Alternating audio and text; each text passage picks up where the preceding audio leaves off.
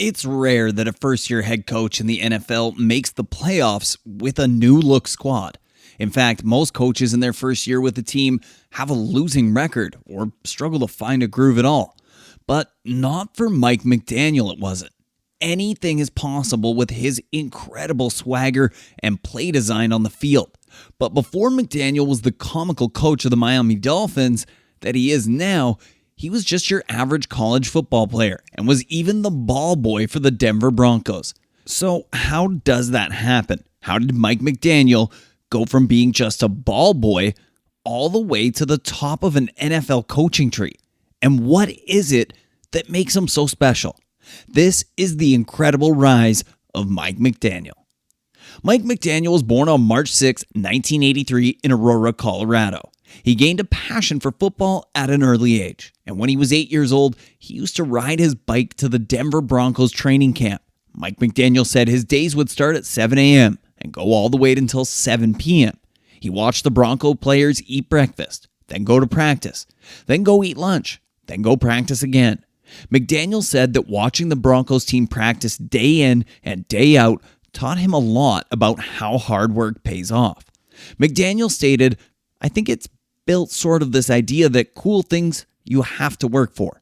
McDaniel said that all he wanted to do was go get autographs from them and be around the players all the time. He says he was pretty obsessed with football and it was ingrained into who he was at a young age. McDaniel played high school football as a wide receiver at Smoky Hill High School, where he excelled in advanced placement classes like calculus and physics. When his former high school head coach, Dan Gallis, arrived to coach the team, he wasn't 100% sure what to make of McDaniel. You see, when Mike McDaniel was playing high school football, he was only 5 foot 8 inches tall and was more so labeled as a nerd rather than a football guy.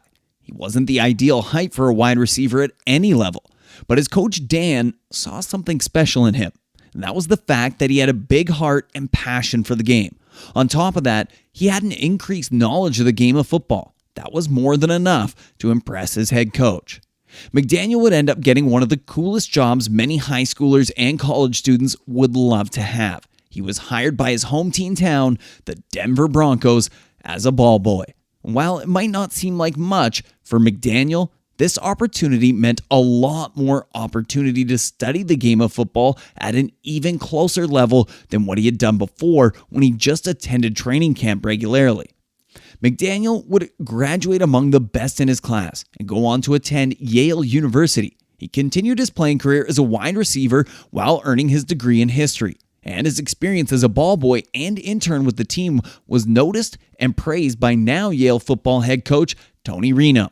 When asked about McDaniel, Reno only had positive things to say about McDaniel's knowledge and growing expertise in the game, citing how much football knowledge he developed.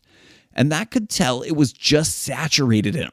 And for as bright as McDaniel was off the field, he was equally, if not more savvy and astute on the field. Reno also noted that McDaniel, as an intern, was spending his time watching meetings with Mike Shanahan and the Broncos. So his ability and understanding of things was at a different level than the players on the Yale football team. After Yale University, McDaniel was hired in 2005 at the age of 22 as a coaching intern under then head coach Mike Shanahan for his hometown team, the Denver Broncos. At that time in the Broncos franchise, they were coming off a 13-3 season, the best record since John Elway had retired. Then, the following year in 2006, Mike McDaniel was hired as an offensive assistant by the Houston Texans under head coach Gary Kubiak. McDaniel had worked with Kubiak in the Denver Broncos organization just a year earlier. While in Houston, McDaniel had the opportunity to assist Mike Sherman, Kyle Shanahan, and Troy Calhoun. McDaniel stayed in Houston for 3 years, but in 2009, he was hired by California Redwoods, which was a franchise in the United Football League. When he was there, he gained more football coaching experience, working with Dennis Green, who is the former head coach of the Minnesota Vikings and Arizona Cardinals.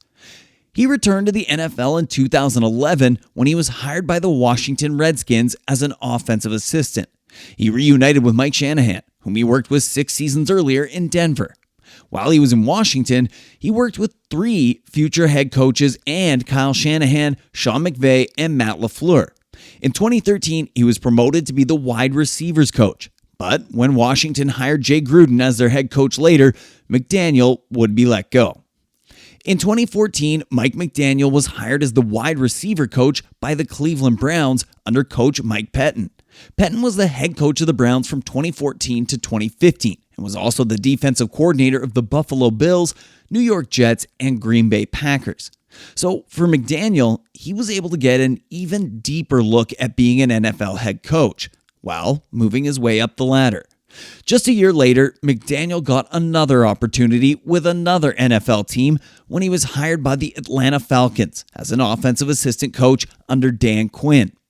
But in 2017, Mike McDaniel would be hired by the San Francisco 49ers as the run game coordinator, who was hired by 49er head coach Kyle Shanahan, who he has lots of coaching experience with. In 2019, Mike McDaniel and the San Francisco 49ers led the entire NFL in rushing, with over 2,300 rush yards. That came second to the Ravens, who were led by Lamar Jackson, and they would finish first in touchdowns with an impressive 23 scores on the ground. That year, the 49ers advanced all the way to the Super Bowl, where they ultimately lost to the Kansas City Chiefs 31-20. Ahead of the 2021 season, Mike McDaniel was promoted to the offensive coordinator after Mike LaFleur left for the New York Jets. In 2021, the 49ers finished 7th in total rushing yards and 6th in total rushing touchdowns with 22. Mike McDaniel's offensive mind was putting the league on notice. And after the 2021 season, the Dolphins finished 3rd place in the AFC East with a 9-8 record, which led to the firing of Brian Flores. The Dolphins' offense was failing and couldn't find an answer to support Tua Tagovailoa. The Dolphins hired McDaniel to snap a streak of 9 straight coaches with a total of 0 playoff wins. They had interviewed a few candidates, but ultimately decided on 2 finalists, Kellen Moore and Mike McDaniel. Both coaches have a lot in common. They're both very smart, younger, and offensive coaches. But the main difference is that McDaniel has more NFL experience than Kellen Moore did as a coach. So on February 6, 2022, the Miami Dolphins tried Mike McDaniel as their 14th head coach in franchise history. Ahead of the 2022 NFL season, the Miami Dolphins made a blockbuster trade for star wide receiver Tyreek Hill to help out Tua Tagovailoa in the passing game. In his first ever NFL regular season game, McDaniel led the Dolphins to a 20-7 victory over Bill Belichick and the New England Patriots. That's pretty impressive for your first win as an NFL head coach. In 2021, Tua appeared in 13 games and threw for 2,600 passing yards and 16 touchdowns to 10 interceptions. After McDaniel was brought in as head coach in 2022, Tua's stats improved drastically in one less game. In 2022, Tua threw for 3,500 yards and 25 touchdowns to just 8 interceptions. That's the impact Mike McDaniel can have when leading your football team. But what exactly is it that makes McDaniel such an effective head coach? There is a lot that makes McDaniel such a good coach, and former NFL quarterback Ryan Fitzpatrick said that one of those reasons is that McDaniel is all about preaching confidence to a guy and building him up, rather than trying to break him down. And according to Fitzpatrick, he thinks that has translated well so far on the field.